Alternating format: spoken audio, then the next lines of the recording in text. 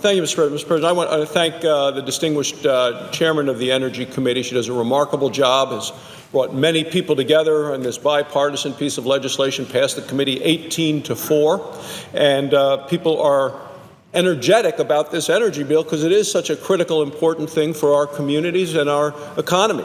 So I come to the floor today as the Senate is discussing this important energy legislation because energy is one of those areas that we should actually all be able to agree on in terms of the basic idea.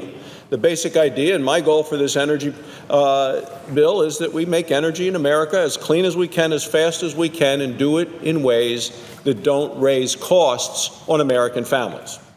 So, I think that most of us would consider this to be a worthy, common sense goal. That's why the energy bill before the Senate today is so important and why it has such broad bipartisan support. As I said, the bill passed the committee 18-4.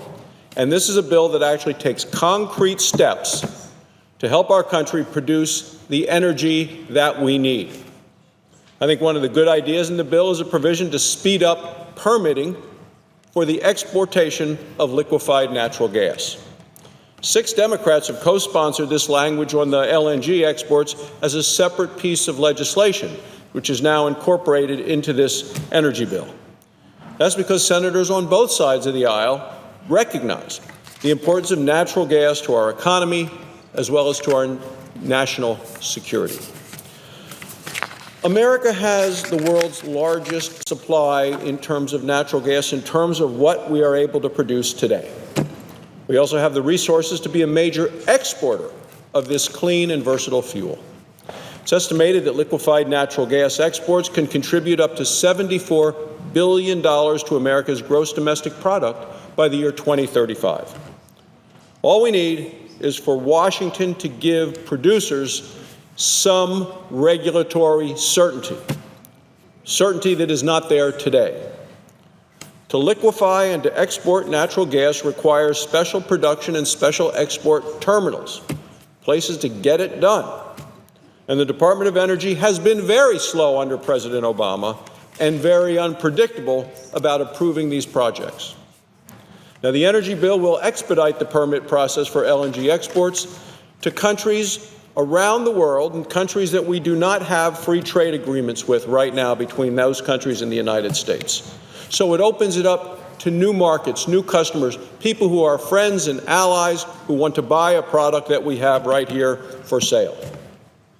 This legislation would require the Energy Secretary to make a final decision on an export application within 45 days after the environmental review process is completed. It would also provide for expedited judicial review of legal challenges to the LNG export projects, because things can get tangled up in legal challenges that can go on for months and years. Finally, the bill requires that exporters publicly disclose the countries to which the LNG is delivered so the American people know who we're selling to. Now, this legislation doesn't force the administration to approve the projects. It doesn't shut down the environmental reviews. It doesn't take away anybody's right to voice their opposition. It just says that the Obama administration should do its job in an accountable, timely, and predictable way. Now, this legislation will help create jobs.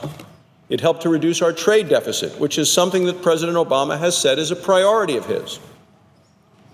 It would also help the security of America and our allies. Now, that's something that should be a priority for all of us in this body. Speeding up American exports of liquefied natural gas will give our allies an alternative for where they can get the energy they need. It'll help our allies reduce their dependence on gas from hostile places, many of whom are getting it right now from Russia. Now, remember, Russia invaded Ukraine largely to get control of the gas pipelines there. Now, Iran wants to step up its natural gas business as well. Iran. The Iranians have been working on a liquefied natural gas export plant that is almost complete. Construction had stalled a few years ago because of the economic sanctions against Iran. Well, now that the Obama administration has lifted the sanctions against Iran, Iran can start up construction again. the managing director of the National Iranian Gas Export Company, says that it could start shipping liquefied natural gas to Europe in 2 years. 2 years. That was an article in the Wall Street Journal today, Mr. President, today. Here's the headline: Iran seeks ways to ship out gas as sanctions ease. Here it is, today. This is incredibly timely, what we're discussing here on the floor of the United States Senate. When you read through the article, it says that European companies are promising billions in new deals in Iran as the Iranian President Rouhani visits Europe this week to revive trade and political ties. So Iran is on the move. The Obama administration, as of right now, is shackling American natural gas, shackling the production, shackling the export.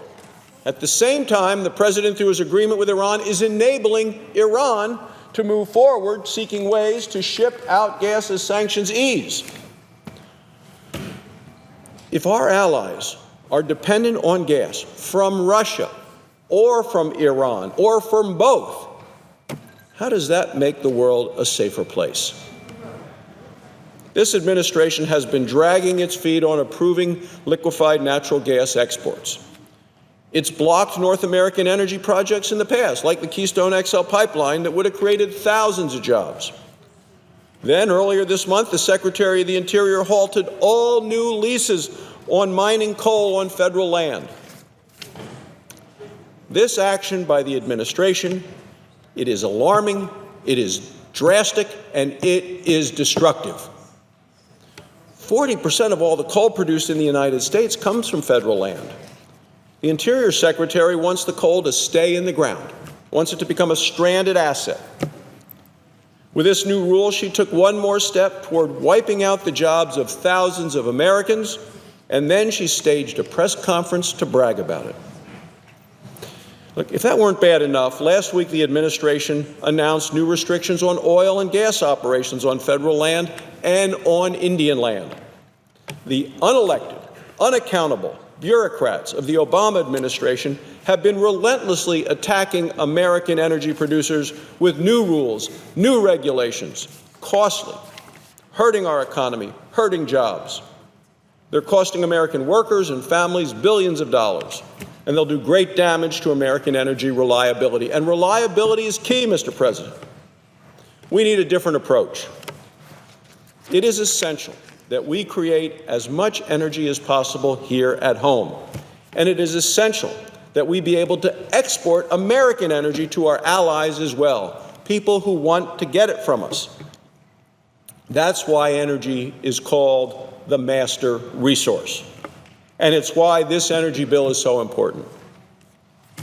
This legislation is a good start toward making sure that America has the energy we need to keep our economy growing. Now there are things that we could do to improve this legislation. We could use this bill to protect Americans from President Obama's reckless attempt to end coal leases on federal lands. We can also make sure that the Obama administration stops its unwise new rule on natural gas and oil operations. We can actually capture more energy while we reduce waste and emissions from this kind of oil and gas production. I've introduced bipartisan legislation that's going to expedite the permitting process of the natural gas gathering lines on federal and Indian land. These are pipelines that collect unprocessed natural gas from oil and gas wells, ship it to a processing plant, and then on to interstate pipelines. Today, a lot of that gas is flared off right at the well. You can see these at the well, the flames. One of the reasons that's happening is because the Obama administration has been so slow in granting the permits for the natural gas gathering lines on federal land. People want to build them. They want to use this natural gas. The president opposes the flaring. More gathering lines would mean less flaring. It's good for energy producers, it's good for the environment, and it's good for taxpayers. Mr. President, we need the energy.